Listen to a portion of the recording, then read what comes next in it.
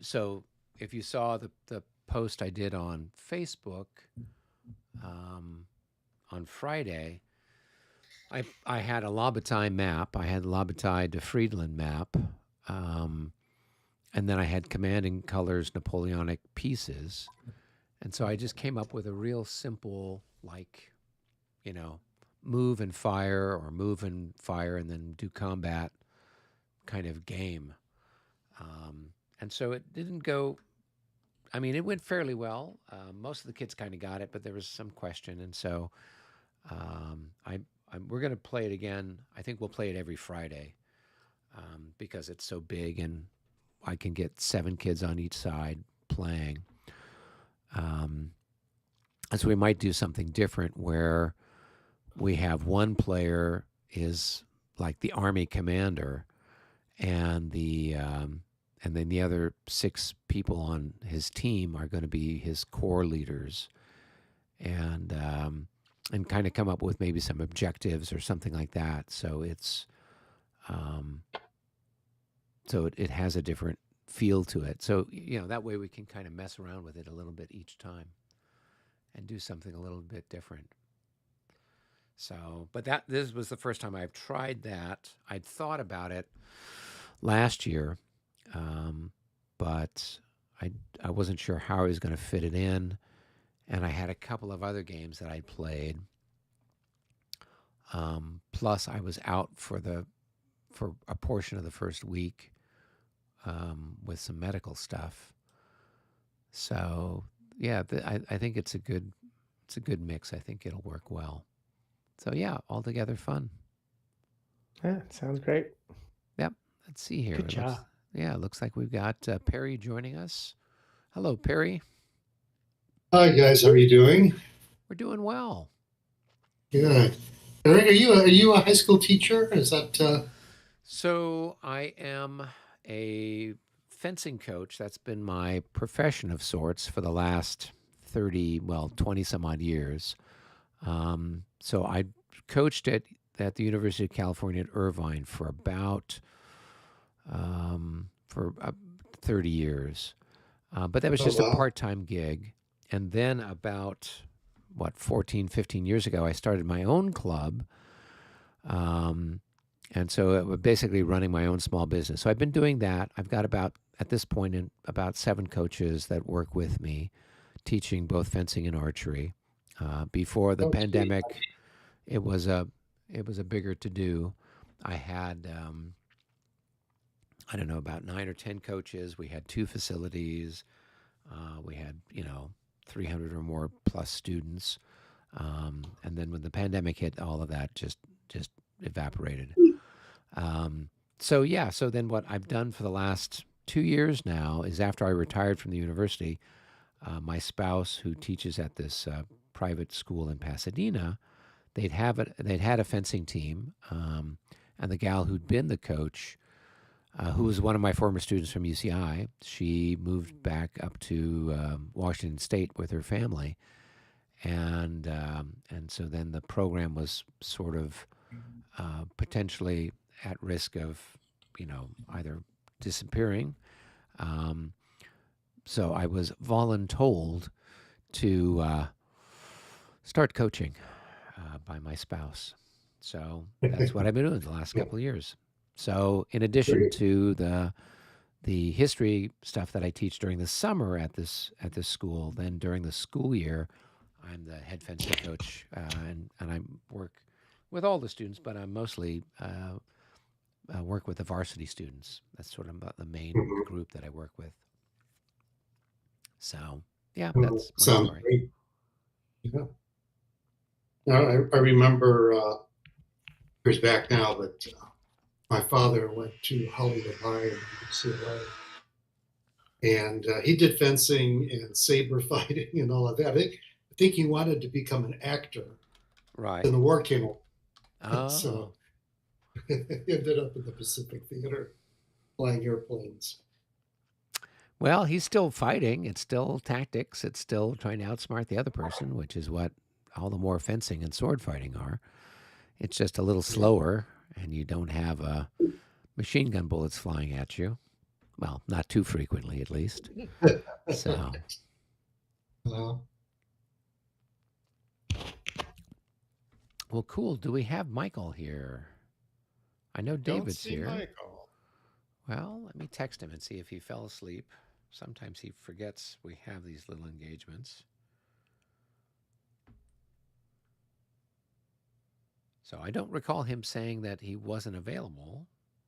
I know last week there was some question because it was Father's Day. But I seem to think that he was available this week. So, Yeah, I don't remember anything different, but well, and I know all of our fans are out there. They want to hear the farm report. How many chickens are alive or dead at Michael's house and whether they're in the freezer or not. We got some interesting comments in the comment section of the video, like, we weren't really expecting discussion of dead chickens when we tune into a war game channel. So, yeah, well, I didn't grow up on a farm, but when I just got married, we had our first kid. We got into our first house, and my wife wanted a couple of chickens, so I'd gotten some chickens, and I had no idea they could fly. And so one morning I went out there, and a couple of them came off the roof and landed on my head, and took the hell out of me. And it shows what I know about chickens. well, I I'm think sure if you. their wings are kept trimmed or something like that, or their certain feathers are kept trimmed or plucked or whatnot, they can't fly very far or something like that. So, Yeah. well, I just sent Michael a note. So, in the meantime, we've got a couple of folks tuning in. We've got Nordic Maelstrom saying, good evening, everyone. We have William Arens from Kitchener, Ontario, Canada, saying hello. Nordic Maelstrom says, I've been playing Napoleon's Last Gamble today. There's about a half hour of light left on the 16th of June, 1815, and the fighting at Quatre Bras and Ligny is ending with the light. Well, that sounds dramatic. You'll have to tune us in and tell us next week who's on top at I presume at Ligny. It's going to be the French. It's kind of I don't know how the Prussians can stand against the French at Ligny. There's just too many French. I mean, I suppose if the French are particularly unlucky or decide to go for the frontal assault, maybe, but even then, they should have enough to get through. I don't know, Or David. You roll were like playing a Peter Linny Rowan. game. Yep, still got one going. How's it? Are you playing on the? Are you on the French or the Prussian side? I'm the French, Okay. and it's going to end up basically a draw, but I'm close. Is it? Do you think it's because the rule set you're using has more of a benefit for the defender than fifth edition, which is what that or actually third edition, which is what those games were designed for? No, I think it's more that I have a better opponent than me. Well, that's always true too. Yeah, I suppose if you've got things well disposed and you're able to use the terrain effectively, that could certainly help quite a bit. I don't know. Every time I've played Ligny, and I've only, I think, played it over the years, maybe 4 or 5 times, and even then, we've never gotten all the way to the bitter end. Usually, the writing was on the wall, and the Prussians were, their flanks had been turned, and it was all going to hell in a handbasket. So let's see. Oh, here, Nordic Maelstrom writes, the French hold Ligny, but Ney ran into most of Wellington's army and is drawing back from Quatre Bras with their Orléans, moving his corps north to help him. Let's see. William Arren says, I took a fencing course in college 50 years ago. I wasn't very good. Luckily, I didn't have to carry a sword in my 33-year Army career. Well, that's good. We've moved on to weapons that, generally speaking, are a little bit more effective than a sword. Um, Certainly messier. You know, you get a shell dropped on you. There's not much left. At least if you get a sword thrust, you've got a body that you can have a nice open casket funeral, and you can have your mistress weep for you. So There you go. there you go. Now, Well, don't the Marines still carry swords with their dress uniforms? yeah, the Marines do. And so I've had a few students that either their parents had been former Marines or they had graduated from high school and gone into the Marines. But yeah, it's common for them to have it looks kind of like a saber, although it's a little shorter. It's more along the lines of that cutlass that was Okay. typical of the Marines during the, 18th and early 19th century. So, but yeah, it's just for dress. I don't know that they train for it, and I don't think the Marine Corps at their training center they have a fencing team. I know Army does, Navy does, and Air Force. I used to be a good friend with a fellow who'd been the head coach at the Air Force for years. He's retired now, so I would kind of follow what he was doing with his team and whatnot. But yeah, it's an Olympic year, so we will be having fencing in the Olympics. We'll have archery in the Olympics, and one of my former students was on the men's Olympic archery team a couple years back, and we're hoping that I think he's got one more qualifier that he's got to do, but there's a pretty good chance that he'll make it on the U.S. team this year, which would be terrific. So we're crossing our fingers for him. Great. Well, I was watching a history thing on YouTube earlier today on the 7 Years' War in Europe. Well, all the 7 Years' War, I guess, across the planet, but with a focus for me on trying to make sense of the whole Europe thing. But I can't quite make out why it's called Battles from the Age of Reason.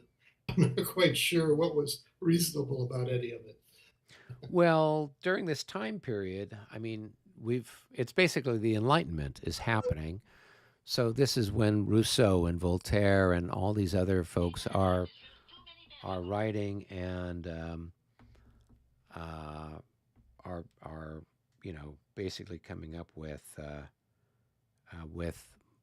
this whole Enlightenment philosophy and thinking and everything else. So it's Okay, called I the get Age it. of Reason, right? That's that. So historians and others have labeled this time period the Age of Reason. So Uh-huh. these are battles from the Age of Reason. And I no, they're get not it. any more reasonable than anything else. I did get a note back from Michael. He says, I'm so sorry I fell in on Friday. Am feeling spectacularly bad. I was going to be in London tonight on business, but I canceled. Okay. So David, Oh, did you want to try to play, or have you used up all your commands? Yeah, all my commands are have activated. Okay. Uh, Well, what we could do is we could just kind of talk a little bit about the situation, and then we can wrap up the live stream. Um, I'm going to write back here to Michael saying, I hope you feel better soon.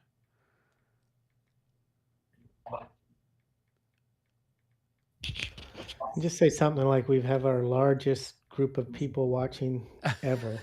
So it's like 200 guys right now. Yeah, Guys there and we gals go. watching. There we go. But it's Well, okay. Get better. that's right. That's right. Oh, well, what can you do? Yeah, it's all good. Yeah. No, this happens. So, Mhm. and at least with I know with the multiplayer Borodino game, when we had people that were out sick or traveling or whatever else, that came up, we really couldn't play because by using the 5th edition rules, we were kind of stuck like if the French team was missing a couple of their guys, okay, that's it. The French team can't do much. The others couldn't. I think using regs, we have the possibility of, kind of getting by. I know I missed one of the sessions. I know Brennan missed a session. So I think that, you know, at least at this point in time, things aren't terribly critical. Um, like where we're engaged at close distance. So we'll see. But that's always the challenge when you've got a big multiplayer game going on. So Yeah, but that's why you have your overall commander, right? And so he can you play do, your stuff. yeah. Because Robert was gone last time, and you moved. Not last time, but the time before last, and you guys moved his stuff around. Yeah. So that kind of works as long as everyone kind of knows what's the general game plan. Mm-hmm. So, but well, cool. Well, we'll zoom out here, and David, why don't you, since you are on the Prussian side, we're over at your end of the field, you can just give everybody out there in YouTube land a quick summary of what you've been doing over on the Prussian left wing, and kind of what your hopes are, or whatever else. My hopes are the Austrians will flee from the field, but they haven't done that yet. But, Well, they're getting closer every time you do something. So, on the far right here, I keep doing waves of cavalry charges and have been, had, some successes, some failures, slow going. One of your commands there is not too good shape. The others is pretty good shape still over there, but it's been a back and forth and interesting there. And then we've got the infantry pressing up into that into the between line forest there, yeah. the forest and the hill there. So Mm-hmm. to see how that goes. Yeah, so that will be interesting to see kind of how that starts to play out. I know that from my point of view, the Austrian point of view, I've been trying to get troops over to that side of the line to have something to hold you guys off. And so I was able to get a couple of those brigades over and into position. I really think that I probably should have tried to contest that little farm. Which one is it here? Where's my thing? Yeah, the little farm that's over here. I really probably think I pulled out of that, or I think I just left a Grenzer there. And I probably should have tried to put the Grenadiers there, because it was a pretty good little piece of real estate, and I might have been able to use that then,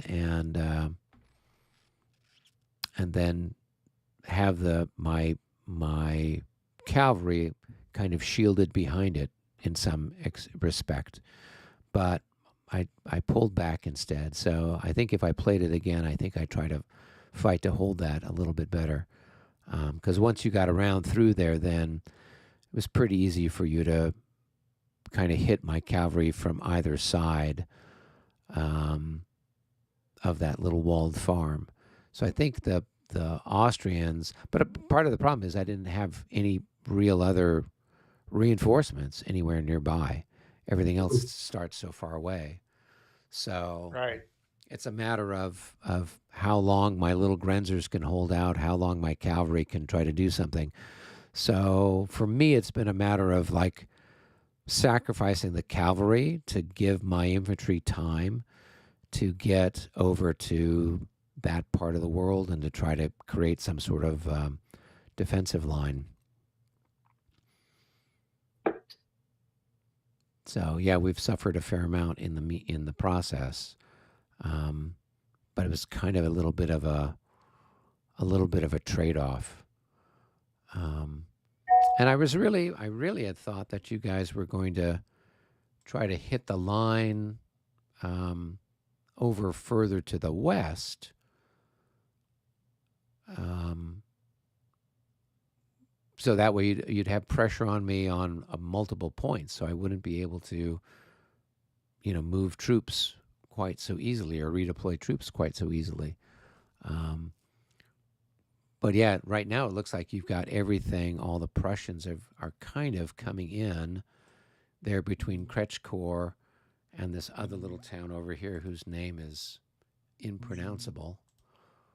What's it called? Your Chalk Grenzers NC. Yeah. yeah, your Grenzers have definitely made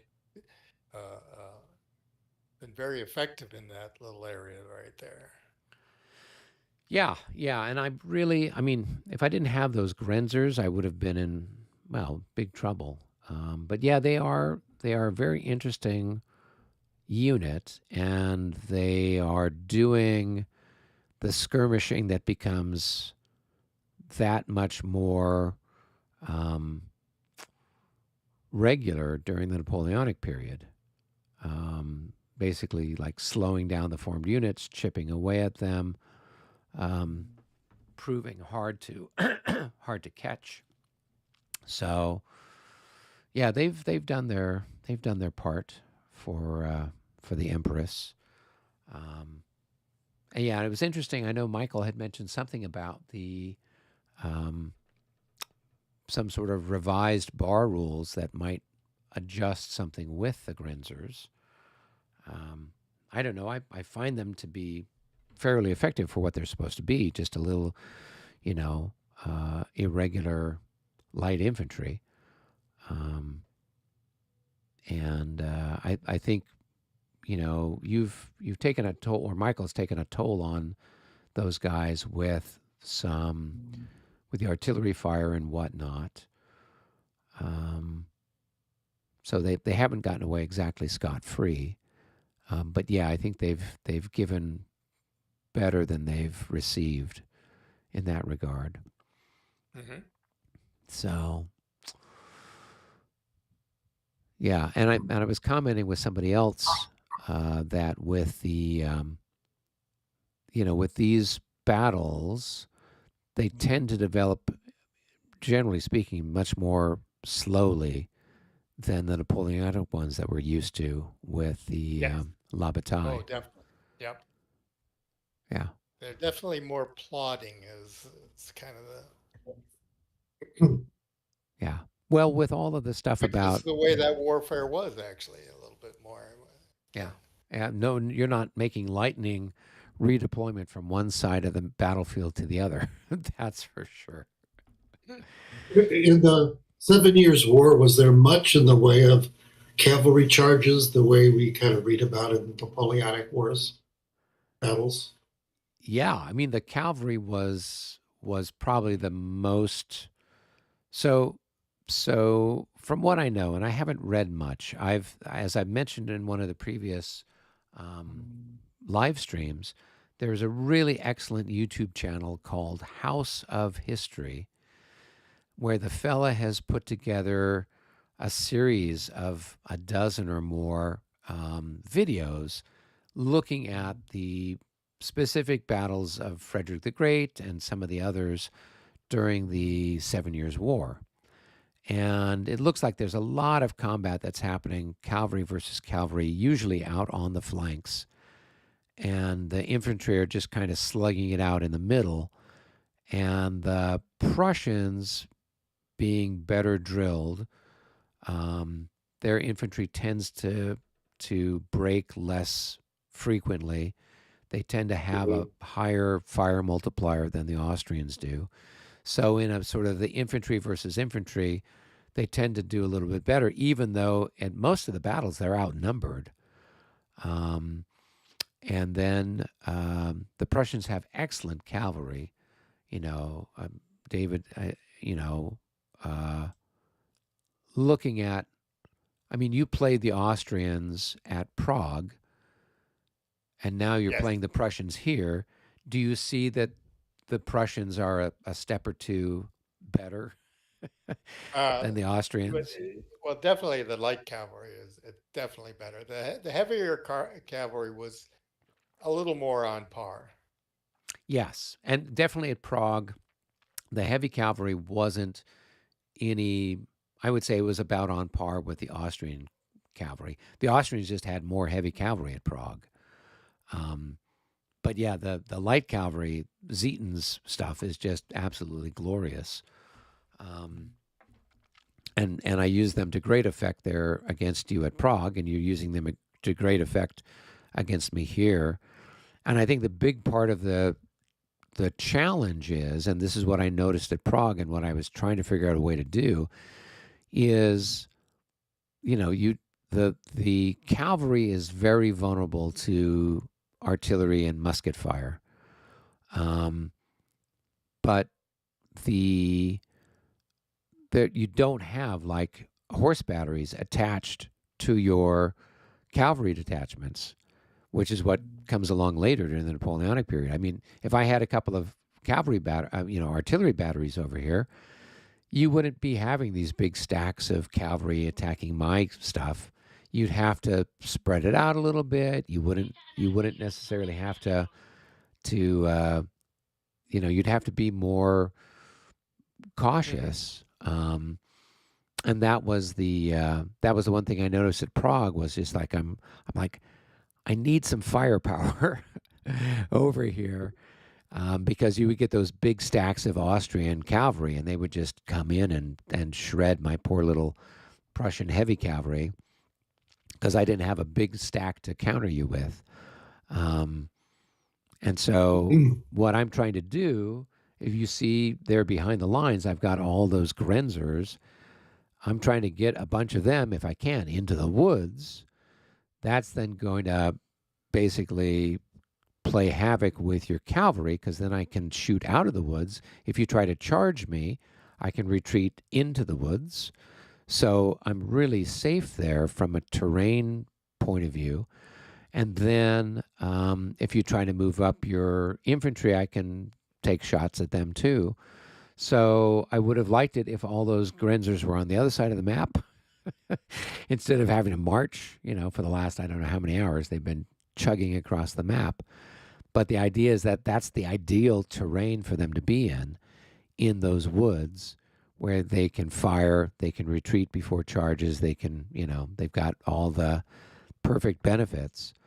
Um, and once I can get them in there, then they will definitely help stabilize that part of the line because you'll have to either give them some leeway, which means then I can adjust my defenses accordingly.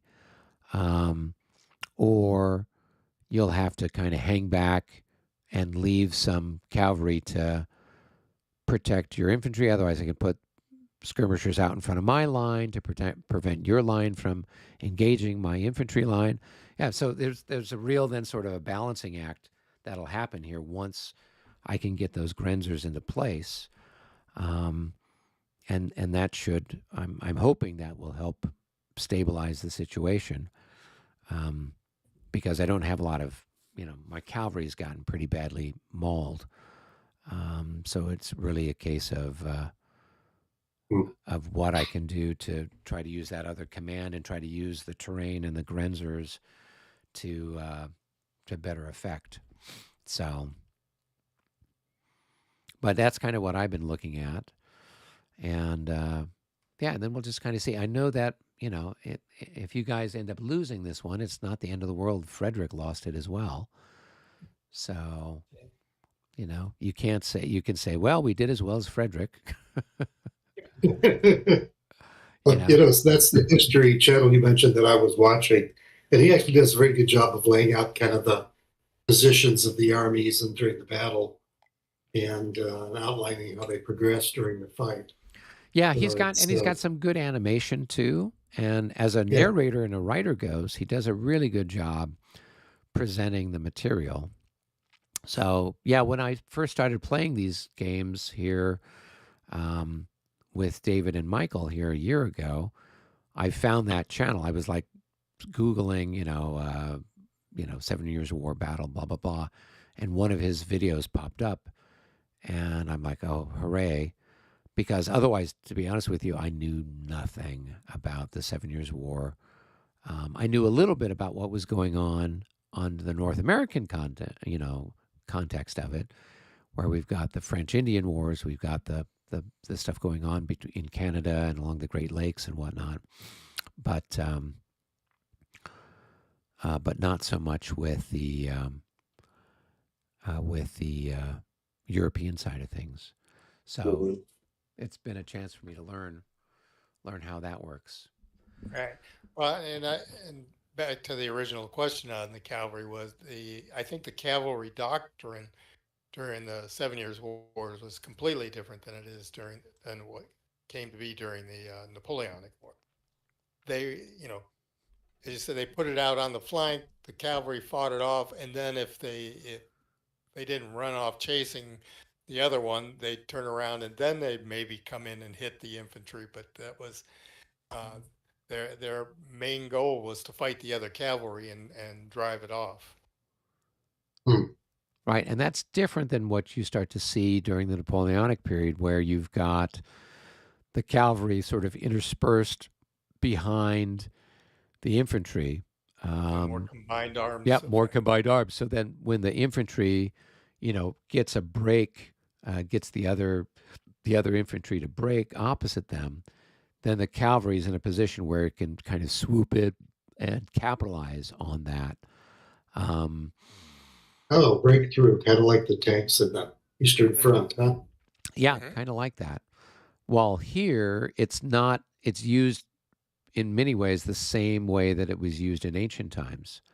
If you think about the different battles with, whether it's Hannibal or Alexander the Great or whatever, he's got his cavalry and he's hitting and he's trying to drive the other guys off, and then they'll go sack the enemy's camp, or they'll, if they can get themselves coordinated, they'll come and they'll turn around and kind of roll up the line or attack the infantry in the rear. So in a lot of regards, one thing I've noticed with the 7 Years' War stuff is it does, in many ways, particularly when I was watching Michael and David play Chertuzits, it looks so much like it could have been a battle from the Roman Republic or from the Roman Empire, Mhm. and because the artillery, while it was there, it wasn't really, making the sort of impact or being used in the way we see later. And even to some extent here at this battle, there's artillery, but it just, there's not enough, and it's not sort of that main, you know, combined arms thing. It's, you're kind of, plunking away at the other guy from a distance, and then you're really using the artillery when the guy tries to close, and he kind of gets mauled by your canister as he closes in. Did the artillery at this period have the same range as artillery did under Napoleon's period? I'd have to take a look and see, but it probably, I mean, we're looking at, I mean, the scale of this particular game is, I think each hex is 100 yards, which is the same as it is in La Bataille. So the Mhm. 12 pounders here have got a range of like 14, which is further than the ones we have for La Bataille, where usually their range is, say, 12 hexes. Um, so, in theory, the 12 pounders should be shooting the same. The guns themselves aren't that different. Maybe the charges were, depends on the quality of your gunpowder, for one thing, but I don't know that there's much difference. And in fact, a lot of these armies are using, in the Napoleonic period, are using guns and stuff cast during the 7 Years' War. So, that there's not really a big technological leap that's happening. What you're really starting to get more is, you know, change in tactics, certainly change in command and control. Let's see. Nordic Maelstrom says, arguably, you can say that this is also the age when warfare fully left the sword and the shield style of war. Yes, we don't have people fighting like you would have had during the 30 Years' War with the Spanish tercios with their swordmen and their pikes and Hmm. their arquebusiers. Um, so yeah, it's the socket bayonet made all the difference in that regard. Okay. Let's see. Cohen Gillis says, tuning in live from Reims, France this evening or morning. Hey, Welcome, Cohen, from beautiful Reims. You're closer to Kolin than we are.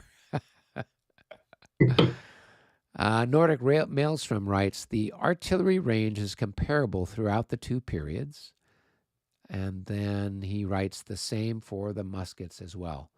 Yes, I think the difference is that you start to see during the Napoleonic period that some of the forces are starting to use rifles. And I think those then start to come into play a little bit more. Particularly the British are using those to good effect. And the Prussians in the 1813, 1814, 1815 period have got more rifle armed troops. Not enough to make a big difference, mostly just for their light skirmishers. So cool. Well, Rick or Perry, did you guys have any questions about the rules, questions about what's going on with the battle before I kind of wrap up our live stream since we are missing a critical Prussian player? I would only ask the question of, and I know I jumped into this game with you guys long after it started, but are there specific objectives that you are aiming for as the Austrian or the Prussian that you have to achieve, or is it simply you've just got to defeat the other guy in battle? So that's a fair. great question, and I happen to have some of the victory conditions right here at my fingertips. So part of what the Prussians are trying to do is they are trying to get a certain number of units into a geographic zone.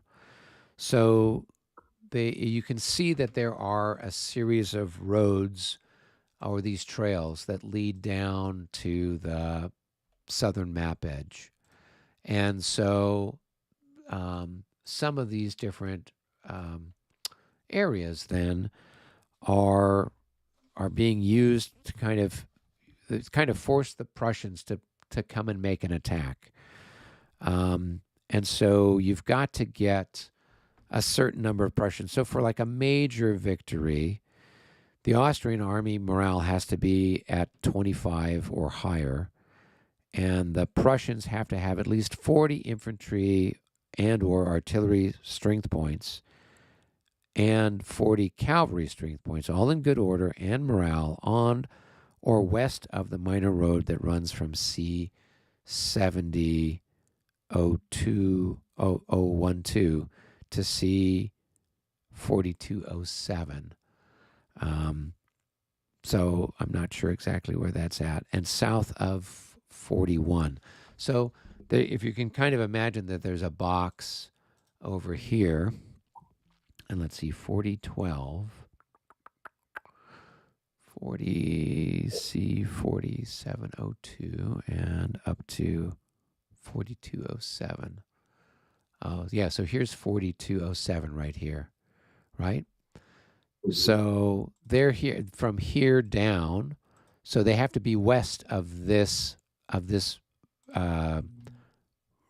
trail, and they have to be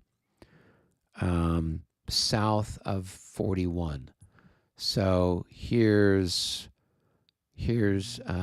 hex row 41. So they basically have to get 40 increments of infantry, 40 increments of cavalry west of this trail and south of this line of hexes, and have good morale and all that jazz, and have the Austrians on a certain level. A marginal would be to get the Austrians on level 20 or more, and the Prussians then have to get 60 infantry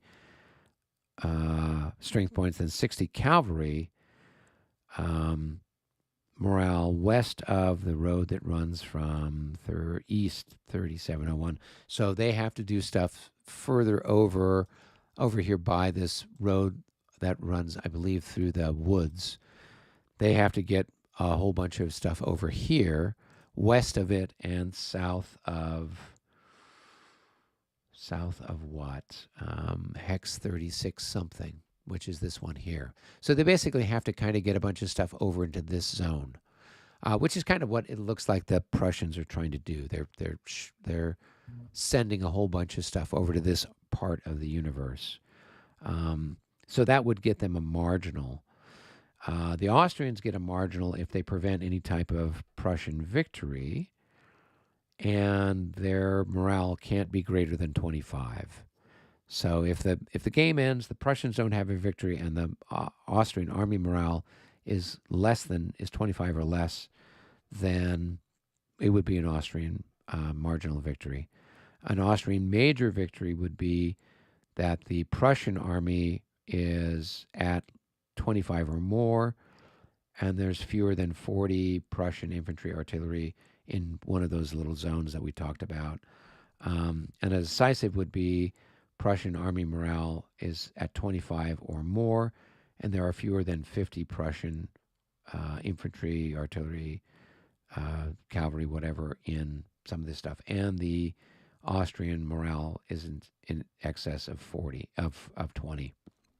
So there's two sets of objectives for the Prussians. One is they sort of have a certain geography that they're sort of trying to get a certain number of units into a certain area and get the Austrians on a morale, army morale level of a certain level, and not have their own army at a certain morale level. And then to a certain extent, it's the reverse for the Austrians. They're trying to keep themselves better preserved. And so a lot of it is just kind of, a slugfest here. How much stuff can you get ground up and destroyed of the other guy? Great. Yeah, thanks for explaining that. Yeah.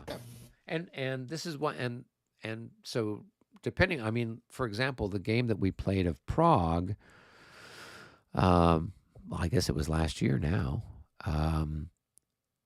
With that particular one, it was strictly speaking trying to get the Austrians, or the Austrians were trying to get the Prussians onto a certain army level. And so, because usually the army level you don't roll for that except at the top of the hour, and so the first couple of hours we spent more time maneuvering the Prussians and not as much time attacking. And so then when the clock started to run out on the scenario, there were only a couple of more opportunities where either the Austrians or the Prussians were going to make a roll for the army morale level. And so it ended up being a draw where neither the Prussians nor the Austrians had gotten the other side to hit their army morale level. So that one didn't have a geographic element to it. It was strictly speaking, just trying to get the other guy's army in more shape than yours. So, but this particular battle that we're playing, this scenario goes a lot longer. So I don't think we'll run into that same sort of artificial endpoint.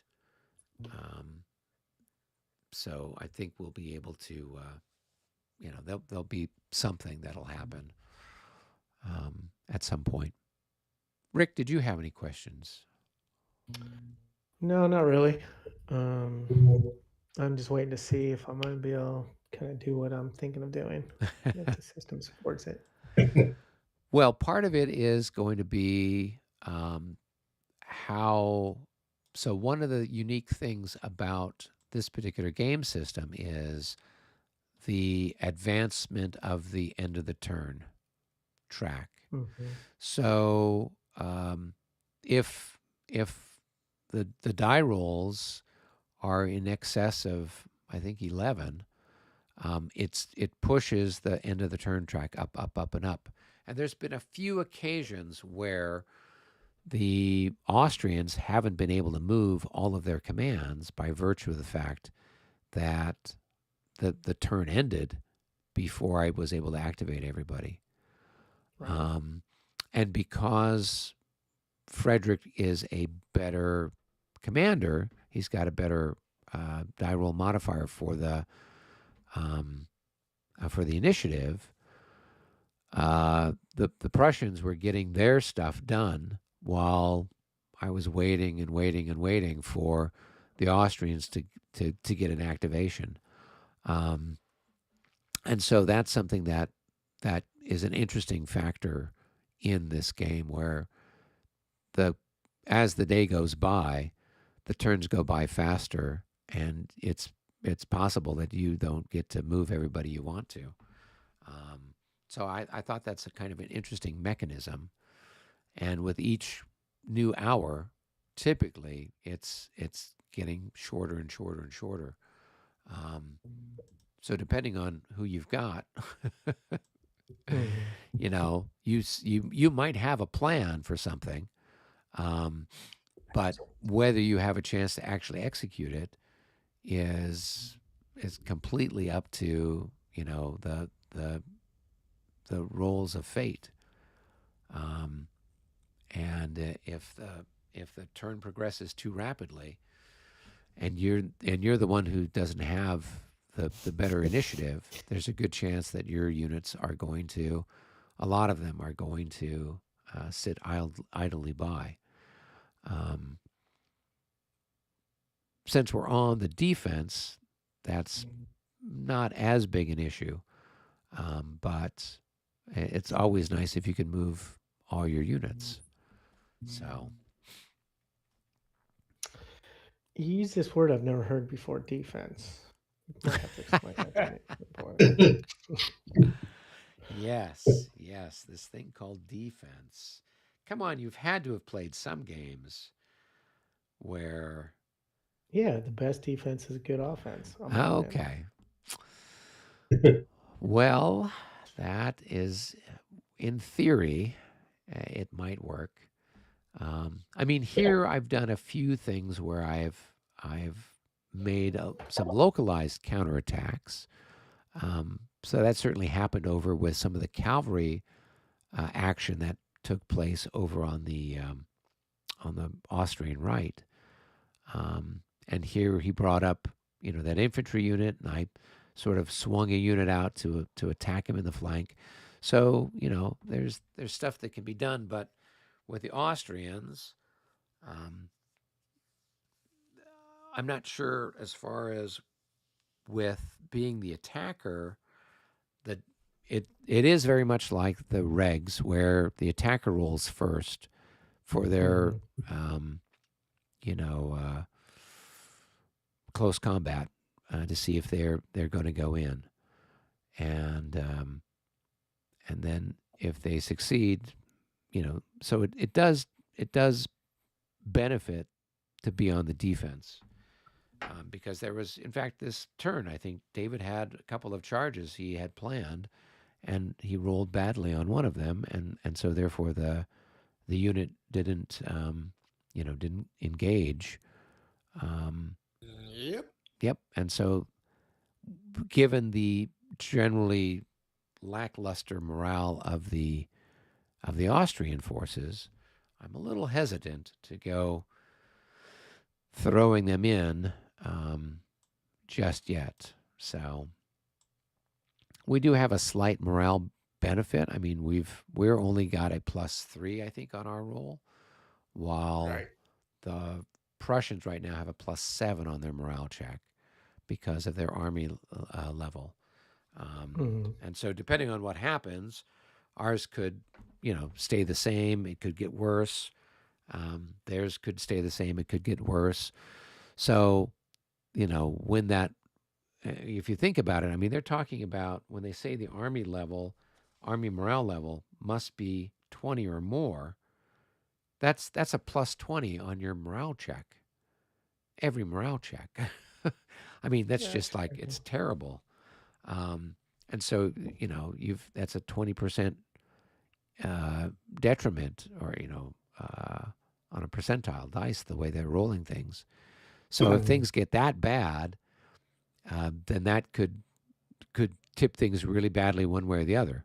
So if something like that happens with the Austrians, the units that are shaken, it's going to be harder to get them to recover. The stuff that's routed, it's even going to be more difficult for them to recover. It may be impossible for them to recover. And then with the Prussians, if they get in bad shape where they're adding plus 10, plus 15, something like that to theirs, their offensive could very well peter out because you can't get the men to initiate the close combat. And so if something like that happens, well, then it's going to be the whole thing can tip one way or the other on some of those army morale level rolls from what I can see. Definitely. Yeah, when you guys were playing Chotuzits, what did the Austrians get up to there? There towards the end. Oh, they part of that victory condition was over 20, and they the last turn they went over 20. Yeah.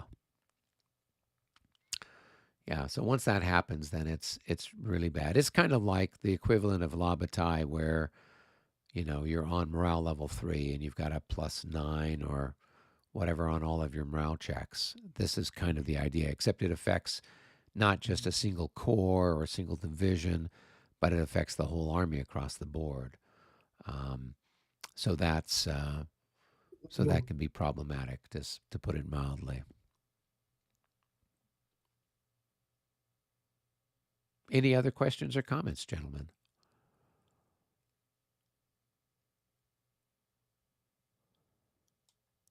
Not for me. Okay. Nope. Nothing Okay. here. Let's see. We have a couple of comments here from the folks in the live stream. It says, Nordic Maelstrom says, grape shot starts making an appearance in the Napoleonic era, and the advent of rifles also makes more of a factor in the Napoleonic era. Correct. Stone Rock Hall says, Bar is the best rule set of games between the 17th and early 19th century games, hand down. Yeah, I've been very pleased with it. The rules are very. I mean, there is quite a hurdle to get over to figure out how the rules work into play. So if you've got people who know how to do it, that's the best. That's the best way to learn.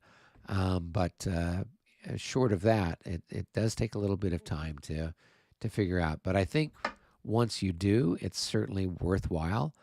I mean, I can say personally, I've had a lot of fun playing these games with David and Michael. Yeah, Stone Rock Hall says super tight rule set. Yes, I think that is probably the one thing that distinguishes this from all the La Bataille ones, is that it does have a really, really comprehensive rule set, and you can usually find stuff. There's not a lot of like weird nebulous exceptions. I don't think we've had any. Maybe once or twice there's been something we couldn't quite find, but for the most part, everything is really, really good, very clear. Well, for those of you who are tuned in for this, I apologize. We did not have a chance to actually play the game today. Michael is out ill, but we have hopefully provided you with some entertainment, some information on the background of kind of how the battle was going, a little bit of idea from what the Prussians are up to, a little bit of idea what the Austrians are up to, and maybe answered a few questions about the rules or gave you some insight to this rule system if you haven't played it yet. I'm going to go ahead and wrap things up. If anybody else had any other comments, go ahead and say it now. Otherwise, we will see everyone's happy, smiling virtual faces next week. All right. All right. Take care. On that happy note, I will Thank see you at very least a much, couple Harry. of you tomorrow.